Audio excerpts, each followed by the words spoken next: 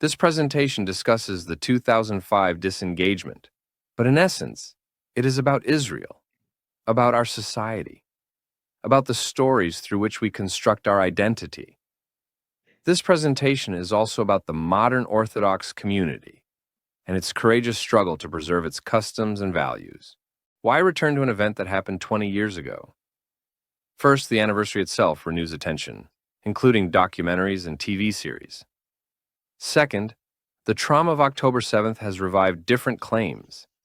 Some believe that disengagement enabled the massacre, while others view the displacement from the Otef kibbutz as echoing the evacuation of Gush Katif. Most importantly, the 2005 disengagement never truly went away. It remains a central story, an open wound, and serves as historical evidence and justification for later actions. Let us begin with the right-wing and religious perspective. How this camp understands and retells what happened. For the right, the residents of Katif had been sent by Israel to fulfill a national mission of settlement and security. They were promised permanence, also during the Prime Minister's election campaign. The decision to evacuate came, they say, without warning, a cynical ploy to save the Prime Minister from interrogations. The Orange protest was presented as peaceful and law-abiding, yet met by public indifference and harsh suppression. Betrayed by both state and nation, the people of Katif experienced what was framed as the worst Jewish disaster since the Holocaust. The event drove the right-wing and religious community to fight ever since for justice and their rights. Let us call this narrative one. Although emotionally powerful, this story raises some difficult questions. Did the decision to evacuate truly come out of the blue? Were the settlers unaware that the legal status of Netzarim differed from Tel Aviv's? What about the Prime Minister's many public statements on concessions and Palestinian autonomy? If Katif was so important to the right wing, why had they never annexed it? And since, why has no right government attempted to annex other settlements? The narrative begins to crack. More doubts arise. Was the Orange protest really aimed at saving Katif? Then why did confrontations continue when it was clear that the evacuation would not be stopped? Was the protest really aimed at helping the people of Katif? Then why did it dissolve immediately after the disengagement? Why weren't the resources and energies redirected at the evacuees' rehabilitation? Was the protest peaceful? Do you recognize these faces? How about the names? Asher Vizgan, Aden Natan Zada, each murdered 4 Palestinians to protest the disengagement. Let's examine some footage. הם פצועים. ואנחנו לא פצועים, אני בטוח. יפה. העיקר שהמקסימום שישאר זה שריטה ולא שבר. ואני חושב שנצליח בזה.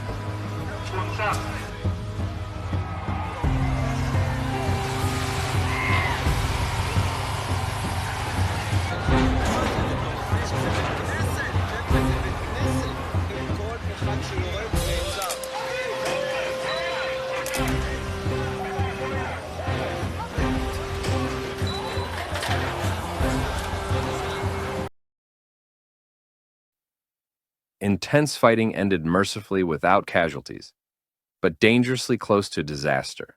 Finally, we must ask whether the disengagement was truly the worst disaster since the Holocaust. Here are the compensated homes of Katif's former residents. Next to them is an image symbolizing other Israelis' hardships. Why are there gaps between narrative one and reality? Why are certain facts overlooked or distorted? To answer this, let's turn to narrative theory. Narratives are the shared group and national stories acting as modern scriptures. Through narratives, we make sense of reality together. They organize events into meaning and provide collective identity and direction. Narratives have protagonists. Usually we, our group, are the hero or the victim, while others take the role of the villain. One useful Jungian archetype is the rebel or reformist, the outlaw who breaks the state or moral rules for the common good. when those seem to restrain self-defense or justice? How are these collective stories born? The common assumption is that they arise naturally. Events occur, are recorded, and become objective history. Academic approaches disagree.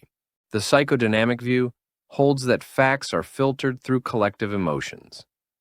Through everyday talk, rituals, and commemorations, a subjective narrative forms, a shared consciousness, expressing a group's fears, desires, and fantasies. People interpret reality not objectively, but emotionally.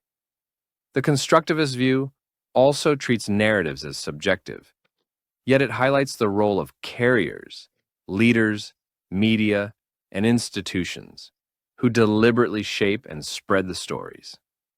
Their storytelling may serve political or organizational goals rather than emerge innocently. Why would carriers manipulate stories? Because narratives do more than describe reality. They shape it. They define who we are, who we oppose, and what we fight for.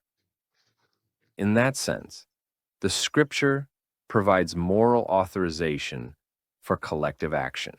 With theories in mind, let us return to narrative 1. Might it reflect group fears and fantasies more than actual facts? Could it have been encouraged, consciously or not, by carriers within the right-wing or modern Orthodox community to protect certain interests or preserve cohesion? To address these questions, we turn to the modern Orthodox community, the main protagonist in our story, and the source of many carriers of narrative 1. This proud minority has long felt threatened and endangered. Between a quarter and a half of its youth leave religious life, while others diverge from their parents' path, some becoming more liberal, others moving closer to ultra-orthodoxy. Parents strive to keep their children on track, while the community fights to preserve its identity. Tensions with the wider society, therefore, grow. Contrary to popular beliefs, Israel's Declaration of Independence never used the phrase Jewish and democratic state. Yet, debates over religion and state, power, and domination have shaped Israeli life ever since. Settlement in the territories began as a grassroots challenge to state authority, a deliberate act of defiance that started in Hebron and Gush Etzion. Now, let us examine another defining episode for the religious right, the story of Amona. Amona was an illegal outpost. No one claimed it shared the same legal status as Tel Aviv. Yet, it became a major battlefield between orthodoxy and the state. At one point, it consisted of just 50 caravans, a problem that could have been resolved simply, but ignited instead decades of rage and struggle, consuming millions of shekels in legal and political costs. The violent clashes during its evacuation sent dozens of soldiers and police to the hospital. A senior political aide remarked that the prime minister was devoting 60% of his time to this single issue. How did such a small-scale matter escalate into a monumental national confrontation? A slogan from that time, later revived during the disengagement, declared, "Amona shall not fall again." This reveals Amona's true significance. Not a legal or territorial dispute, but a symbol, an echo of an older myth, Masada.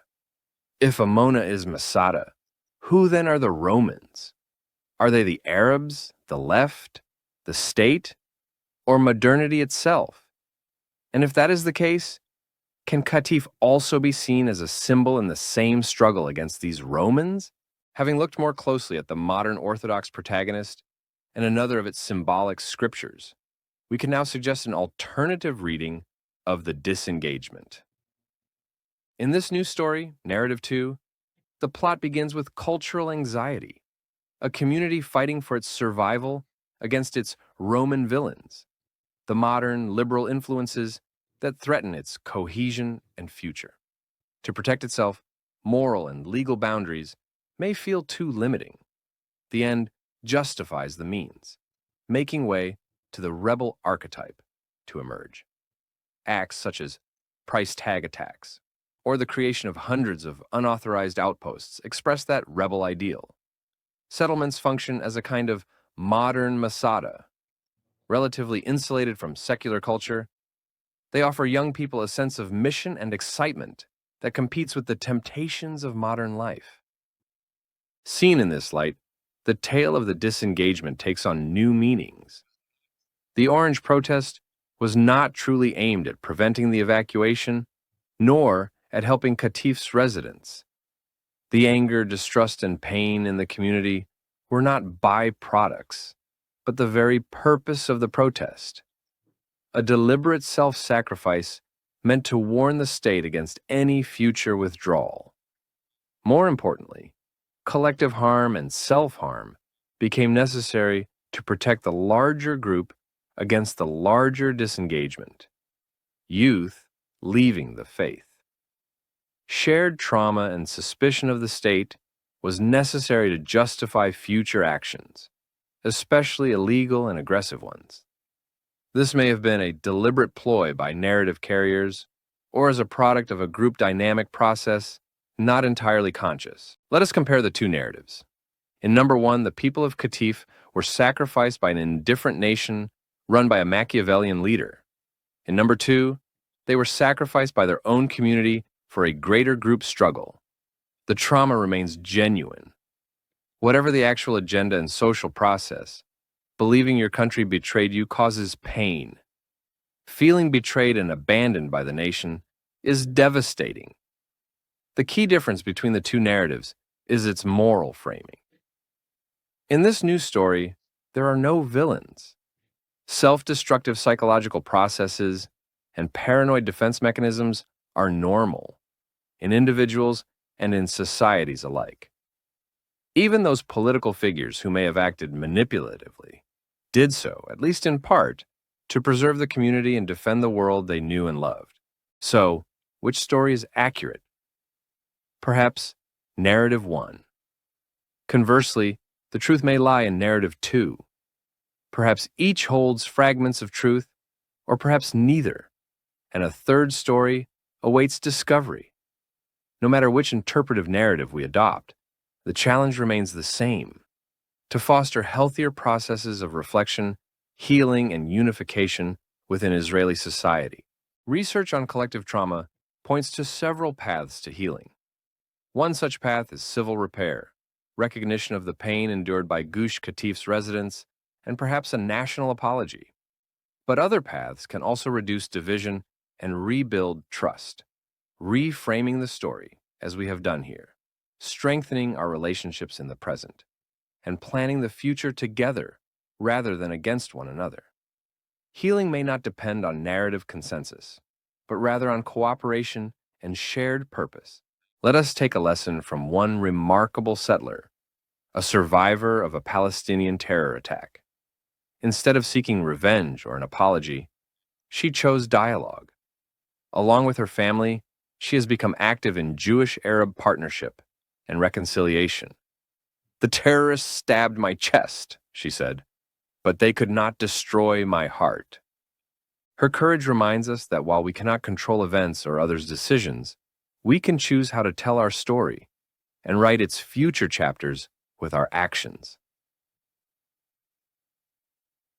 Thank you for listening.